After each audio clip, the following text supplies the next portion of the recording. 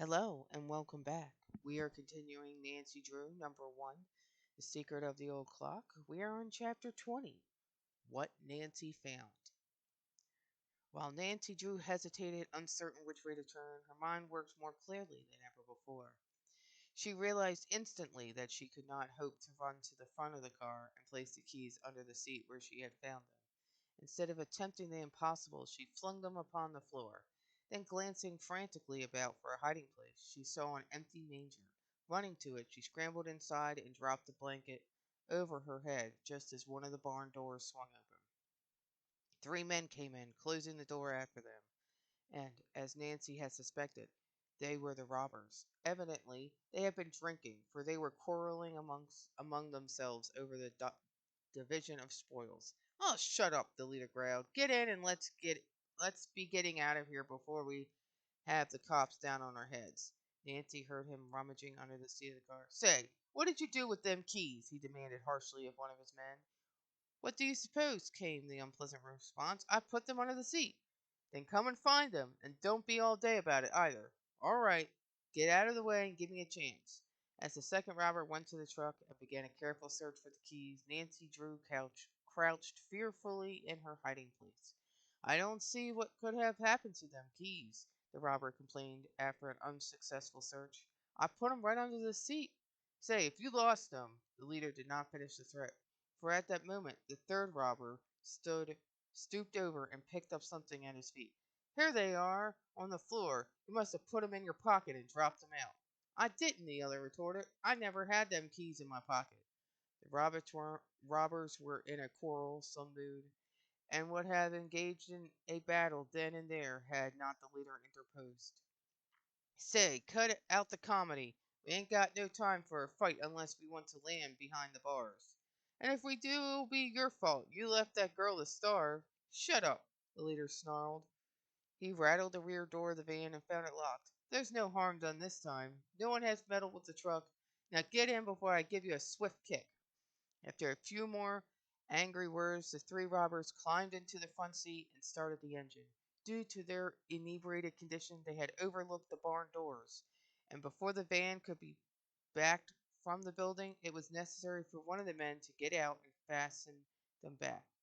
In relief, Nancy watched the men go. The moment they were a safe distance from the barn, she scrambled out of the manger. She paused long enough to make certain that the van had taken the road to Garwin. Then, clutching the precious clock in her arms, she turned and ran. As Nancy darted into the woods, she cast an anxious glance over her shoulder, but to her intense relief she saw that she was not being followed.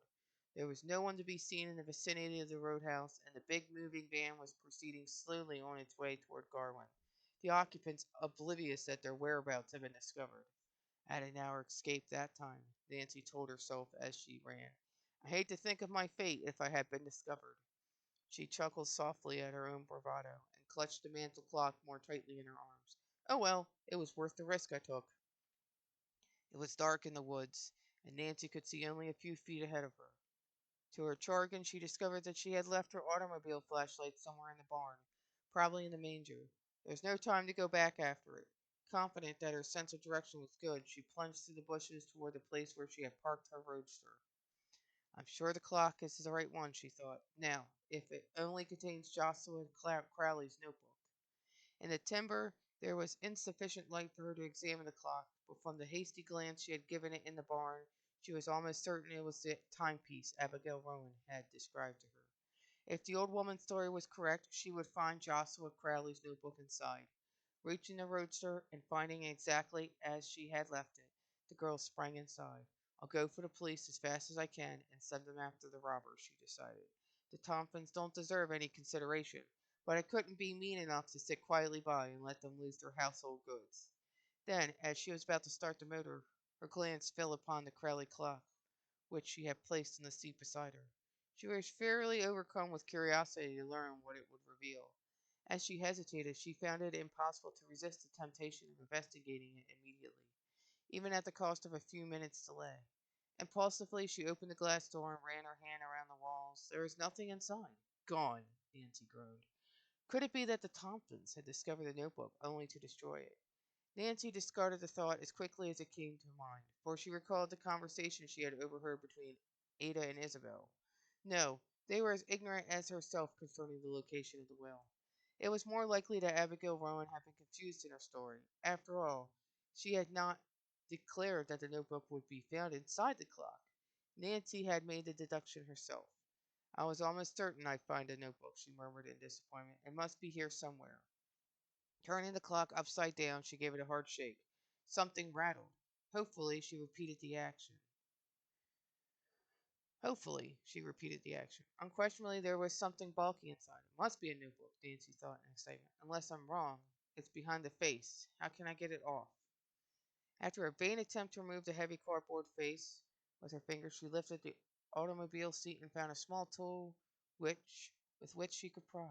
It then required but an instant remove the two hands of the clock and jerk off the face. As the cardboard fell to the floor, Nancy peered hopefully inside and gave a low cry of delight. Eureka! There, at one side of the clock, attached to a hook in the top, dangled a tiny blue notebook. And that was chapter 20. Please like and subscribe, and have a good day.